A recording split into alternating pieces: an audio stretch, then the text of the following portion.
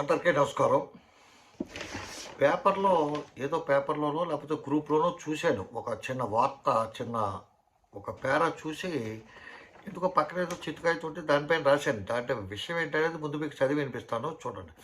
శుక్రవారం శాసనసభలో సిఆర్‌డిఏ పరిధిలో మంత్రులు, ఎమ్మెల్యేల నివాసాలపై సీఎం విజన్ వివరిస్తుండగా ఎమ్మెల్యేలకు రాజధానిలో ఫ్లాట్లు ఇవ్వాలని సభ్యులు అడుగుతున్నారని డిప్యూటీ స్పీకర్ శ్రీ రఘురామకృష్ణరాజు కోరారు.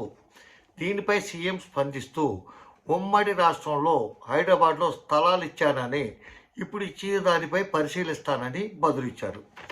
సరే, చాలా కాలం ప్రతి సంవత్సరం కూడా శాసనసభలో సభ్యులుగా ఎన్నికైన వారికి వాళ్ళకి హైదరాబాద్లో అంటే చాలామంది శాసనసభ సభ్యులుగా ఎన్నికైన వాళ్ళు ఏంటంటే కడు పేదలు, నిరుపేదలు, ఏ పూట బియ్యం ఆ పూట కొనుక్కునే వాళ్ళే ఉంటారు. కాబట్టి వాళ్ళకి నివాసయోగ్యంగా ఉండటం కోసం హైదరాబాదు నడిబొడ్డున మంచి ప్లేస్ చూసుకుని ఎక్కడైతే వెల్ డెవలప్డ్ చాలా ఖరీదైన స్థలాల్లో అతి చిన్న జాగాలు ఒక 600 గజాలు 1000 గజాలు అట్లాగా వాళ్ళు తోచిన విధంగా వాళ్ళు ఇచ్చుకుంటూ ఉంటారు. దానికి వాళ్ళే శాసనసభలో తీర్మానం చేసుకుంటారు, వాళ్ళే జీవో రిలీజ్ చేస్తారు, వాళ్ళే పంచుకుంటారు, వాళ్ళే తర్వాత దాన్ని డెవలప్మెంట్లకు ఇచ్చుకునే వాళ్ళు కొందరు, అమ్మేసుకునే వాళ్ళు కొందరు, ఉంచుకుని ఇల్లు కట్టుకునే వాళ్ళు కొందరు, పిల్లలకి ఇచ్చేవాళ్ళు కొందరు, అట్లా జరుగుతూ ఉంటుంది. కాకపోతే ఏంటంటే ఇప్పుడు ప్రజలు ఏమనుకుంటున్నారో ఏంటి అనే దానిపైన అంటే ఇప్పుడు ఇంకొక ముఖ్యమైన విషయం, ఇది ఇస్తానని చెప్పి అన్నారు, చెల్లుతుందో చెల్లదో. ఎందుకంటే వీళ్ళ జరిగింది శుక్రవారం అయితే ఇది సోమవారం నాడు సుప్రీంకోర్టు ఒక తీర్పు ఇచ్చింది. ఈ గతంలో జరిగిన భూ కేటాయింపులకు సంబంధించి కొంతమందికే భూ కేటాయింపులా అని, అందులో కూడా అందరూ కూడా అతి పేద వర్గాలకు సంబంధించిన వ్యక్తులకే భూములు కేటాయించారు. ఎవరో సుప్రీంకోర్టు జడ్జిలు, హైకోర్టు జడ్జిలు, ఎమ్మెల్యేలు, ఎంపీలు, ప్రభుత్వ అధికారులు, ఇట్లాగా చాలా చిన్న వర్గాలు, ప్రజాప్రతినిధులు, న్యాయమూర్తులు, ఐఏఎస్లు, ఐపీఎస్లు, పాత్రికేయులు వీళ్ళకి ఇచ్చినవి. కాబట్టి ఇప్పుడు కూడా ఆంధ్రప్రదేశ్ గవర్నమెంట్ ఈ కడు పేదలైన ఎమ్మెల్యేకి, ఎమ్మెల్సీలకి ఇష్టంలో తప్పు లేదు. దాన్ని ఎవరు ఆక్షేపణ చేయలేరు. ఆక్షేపణ చేస్తే ఉంది, ఎవరు చేయగలరు, ఎవరు ఆపగలరు? శాసనసభాధిపతులు, శాసనసభ వాళ్ళ చేతిలో ఉంటుంది, చట్టాలు చేసేవాళ్ళు వాళ్ళు కాబట్టి వాళ్ళు చేసుకుంటారు, వాళ్ళు తీసుకుంటారు. దానికి బదులు నాలంటోండి మీలంటోండి అడిగి ప్రయోజనం ఉంది. కాకపోతే ఏంటంటే మనకున్న ఆర్టికల్ 14 ప్రకారం సమానత్వం హక్కు ఉంది కాబట్టి దాని ప్రకారం వాళ్ళకి ఇళ్ళ పట్టాలు ఇచ్చినా, ఇల్లు ఇచ్చినా, ఏమి ఇచ్చినా దాని ప్రకారం ఇవ్వండి. ఎందుకంటే వాళ్ళు మాలాంటి మనుషులే కదా, వాళ్ళు మాలాంటి అతి పేదలే కదా, నిరుపేదలే కదా, వైట్ కార్డు హోల్డర్సే కదా. ఎలక్షన్లో కూడా 2000 3000 మించి పంచలేదు కదా ఓటుకు వచ్చి. అంత తక్కువ డబ్బు పంచి వాళ్ళు ఎమ్మెల్యేలు అవ్వారు కదా. ఎలక్షన్కి వచ్చి ప్రతి ఓటు కూడా 20-30 కోట్లు ఖర్చు పెట్టారు, కానీ అంతకంటే ఎక్కువ ఖర్చు పెట్టలేదు కదా. వాళ్ళకు ఇప్పుడు అంత నిరుపేదలైన వ్యక్తులకు ఇప్పుడు ఇళ్ల పట్టాలు ఇవ్వాలని చెప్పి దయాద్ర హృదయులు, బోళా శంకరుడు, స్నేహం కోసం ప్రాణం ఇచ్చే వ్యక్తి మా రఘురామకృష్ణరాజు గారు కోరతంలో తప్పులేదు. ఎందుకంటే ఆయన ఎవరైనా నలుగురు వెళ్ళి సార్ మీరంత కాదంతా మహారాజు వారని మీరంత కాదంటే అంటే ఆయన సిగ్గు లేకుండా సిగ్గుపడకుండా అడిగేస్తాడు ఏదైనా ఇతరులని. లేకపోతే ఆయన వెళ్ళి చంద్రబాబు నాయుడు గారిని ఏమన్నా మన వాళ్ళు మెంబర్లు అంతా అడుగుతున్నారంటే ఆయనకి ఇక్కడ ఒక ప్యాలెస్ ఉంటుంది, 2 ఎకరాల్లోనో 3 ఎకరాల్లోనో.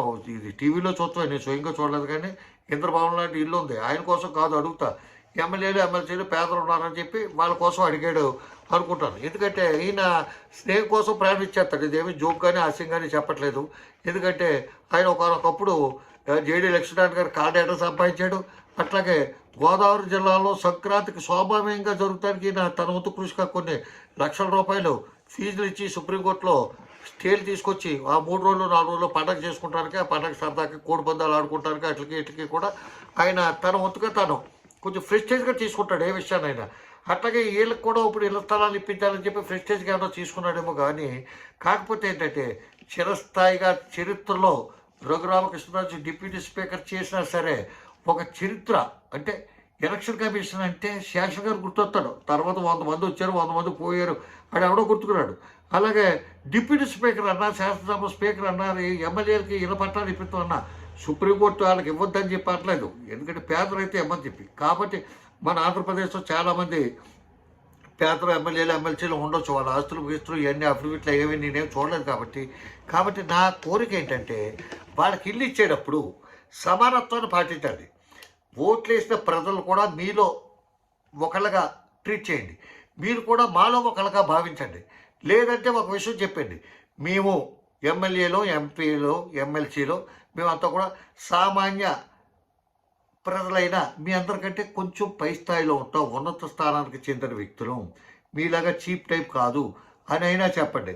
లేకపోతే పేదలు ఎవడైతే ఇల్లు లేదో, ఇప్పుడు ఇల్లు లేనోడికే కదా మీరు ఇల్లు అడిగారు, వాళ్ళకి ఏదైతే ఇస్తున్నారో అదే విధంగా ఇందిరమ్మ కాలనీలో కానీ, జగనన్న కాలనీలో కానీ, చంద్రన్న కాలనీలో కానీ సామాన్య ప్రజలకు ఏమి ఇస్తున్నారో అది కూడా మీరే తీసుకోండి. మీరు మాకంటే ఎబో అని చెప్పి మేము భావించట్లేదు, మాకంటే చిన్నవాళ్ళని భావించట్లేదు, మా సేవకులు అని చెప్పి కూడా మేము అట్లా.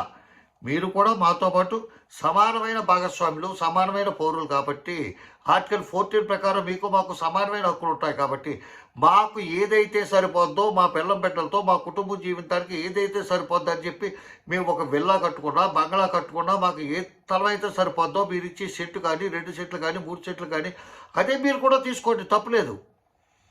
అంతేగాని మాకు ఇచ్చిన దానికంటే మీరు ఎక్కువ తీసుకుంటే అది చట్టం హర్షించదు.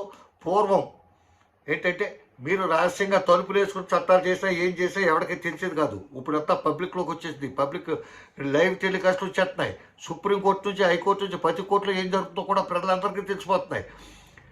ఎందుకంటే కొన్ని విషయాలు భావ వ్యక్తీకరణ ఆ ముఖం చూసి, ఆ ముఖంలో ఉన్న మారుతున్న ఆ యొక్క ఫేస్ రీడింగ్ని బట్టి కూడా కొంతమంది చెప్పొచ్చు. ఎందుకంటే యాత్ర సినిమాలో రాజశేఖర రెడ్డి గారు ఒక పేషెంట్ దగ్గరికి వెళ్తే అతను ఏదో చెప్తూ సైకిల్ చేస్తూ ఉంటాడు. సైకిల్ చేస్తూ ఉంటే అతనికి మాటలు రావని చెప్పి పక్కన డాక్టర్ ఎవరో చెప్తుంటే నాకు వినపడుతుందని చెప్పి అంటాడు ఆయన. అంటే ఆ పాత్ర యొక్క గొప్పతనం కాదు, అది రాసినవాడు ఆ భావం యొక్క గొప్పతనం చెప్తున్నాను. అలాగే మీరు శాసనసభలో చేస్తున్న వెటకారాలు కానీ, లేకపోతే మీరు చేస్తున్న విన్యాసాలు కానీ బయట ప్రజలందరూ కూడా చూస్తారు. మీరంటే రఘురామకృష్ణరాజు గారు వీరు కాదు, మీ సభ్యులందరూ చేస్తున్నాయి కాబట్టి మీరు ఇటువంటి ప్రబోధనలు ఎలాగా పెట్టారు కాబట్టి మీ చల్లని మనసుతో, మీ యొక్క చల్లని దీవెనలతో శాసనసభ్యులందరికీ కూడా పట్టాలు ఇప్పించండి. డెఫినెట్గా వాళ్ళు కూడా ఇల్లు కట్టుకుంటారు.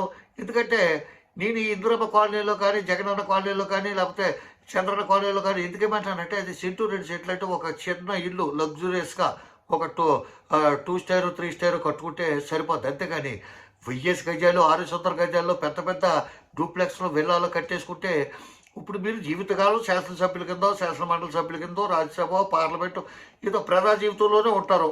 మీరు పదవిలో చనిపోవాలని కోరుకుంటారు తప్ప ఎవడోని పదవి వదలడం, రిటైర్మెంట్ తీసుకోరు. ఇటువంటి పరిస్థితులు ఏమవుతుందంటే మీ పిల్లలు పెద్దవాళ్ళే విదేశాల్లో ఉద్యోగాల్లో స్థిరపడచ్చు, వ్యాపారంలో స్థిరపడచ్చు, వాళ్ళు ఇండివిజువల్గా వాళ్ళు వేరే చోట ఉంటారు. ఇంత పెద్ద కొంపల్లో మీరు ఉండేది ఎవరో మీరు మీ శ్రీమతి ఉంటారు, లేకపోతే మెంబర్ ఆవిడ లేడీ అయితే వాళ్ళ భర్త వాళ్ళు ఉంటారు. ఈ వృద్ధాప్యంలో అంత కొంపలకి సేవ చేస్తాం, సర్వీస్ చేస్తాం కష్టం కాబట్టి చిన్నిళ్ళు అయితే చక్కగా పొందిగ్గా ఉంటుంది, చక్కగా చేసుకోవచ్చు. మొగుడు పిల్లలు ఇద్దరు, భార్య భర్తలు ఇద్దరు అనే ఉద్దేశంతో నేను ఈ ప్రపోజల్ పెడతాను. ప్రజలందరూ కూడా దీన్ని హర్షిస్తారు. కాబట్టి దయచేసి మీరు ప్రజల మధ్యన ఉన్నట్టు ఉంటుంది. ప్రజల కష్టాలు, సామాన్య మధ్యతరగతి ప్రజల యొక్క బాధలు అన్నీ మీకు తెలుస్తాయి. కాబట్టి ఎట్టి పరిస్థితుల్లోని ఆంధ్రప్రదేశ్ శాసనసభ, శాసనమండలిలోని సభ్యులందరికీ కూడా ఇళ్ల పట్టాలు ఇప్పించండి మీ చలం చేస్తూ. అదేవిధంగా ఇచ్చింది కూడా ఇందిరమ్మ కాలనీలో కానీ, జగనన్న కాలనీలో కానీ, చంద్రన్న కాలనీలో కానీ ఇప్పించండి తప్ప మీకు ప్రత్యేకంగా కమర్షియల్ ఏరియాలో విపరీతమైన రేట్లు పెరిగిపోయే ఏరియాలో ఉదారంగా ప్రజల సొమ్ముని, ప్రజల కష్టార్జితాన్ని, అసలే కష్టాల్లో, ఆపదలో ఆర్థికంగా చితికిపోయిన ఆంధ్రప్రదేశ్కి నష్టం చేసే విధంగా ఏమీ చేయొద్దని దయతో మిమ్మల్ని వేడుకుంటూ సెలవు తీసుకుంటున్నాను. రామాంధ్రరావు, జై హింద్.